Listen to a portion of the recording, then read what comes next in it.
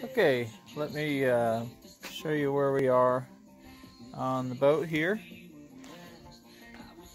Got just about everything pulled off of it. Whole bunch of holes in it now. I have just a few other ones that I stripped out. I couldn't get them twisted off, so I'll have to cut those off with the angle grinder. Couple back here still to take off, but for the most part got all of them off of there. Screwed the second level off of there too. Next thing is going to be getting the old floor out of here. As you can see, they added a second layer there, apparently trying to fix stuff, and gonna get that all out and get it down to the actual fiberglass shell, and then we'll take a look at repairing that, replacing it and repairing it, doing it right this time. So first thing was cutting off these old seat supports. So just took the angle grinder and cut through that fiberglass, and you can see that's not in the best shape underneath there. It flexed quite a bit when I stepped on it, so I knew it was going to be like that. But so that's the goal tonight.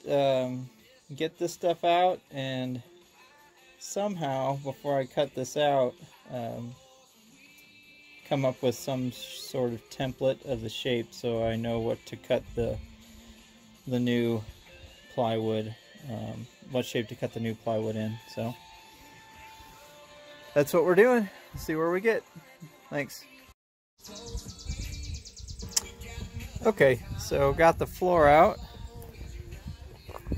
Believe it or not, after being in my barn since I think October or November when I bought this thing, there was still standing water in here. I know this had been sitting outside for quite a bit before I bought it, so I can't say I'm really surprised. That plywood underneath there was an absolute disaster. It came up like wet cardboard. So next step is to measure the heck out of these ribs, because I'm gonna have to attempt to recreate them. And I want to get them as close to this as I can. One thing I want to think about is where to put like a bilge pump or something of that nature.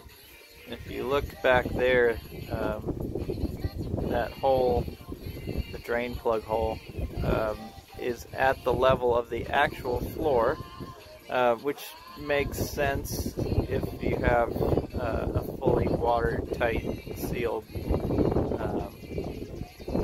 floor where water can't get underneath of it. But I want to make sure that I'm doing this right, so I'm curious about putting a bilge pump in here just in the event something did get underneath here. You can see they put in a hose for one there, and there was a cutout in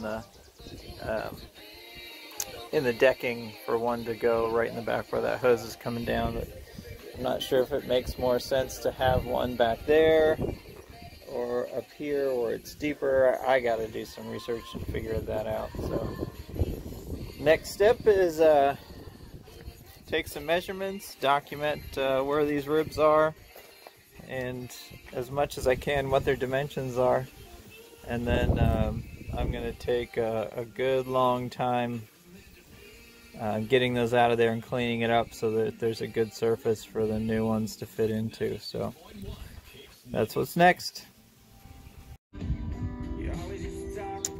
Okay, so wrapped up for the night. I got some other stuff to do, so I can't work as late, but got quite a bit of them out. Basically I cut through the fiberglass shell around them, and they were rotten enough. They just basically disintegrated in your hand. I got to get the rest of that center one out, and then a lot of trimming to clean this up and sand away the edges to make it a good bed to receive the new ones.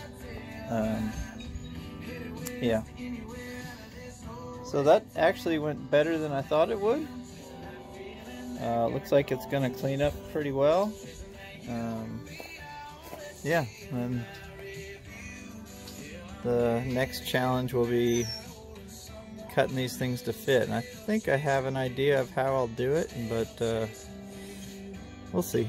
That one's going to be a little interesting because it's obviously not a flat profile at the bottom, and you want to match the shape of that hole as closely as you can before you glue anything in there. So I took a whole bunch of dimensions so I know in theory what it's supposed to look like, and we'll just see how well we can make that work.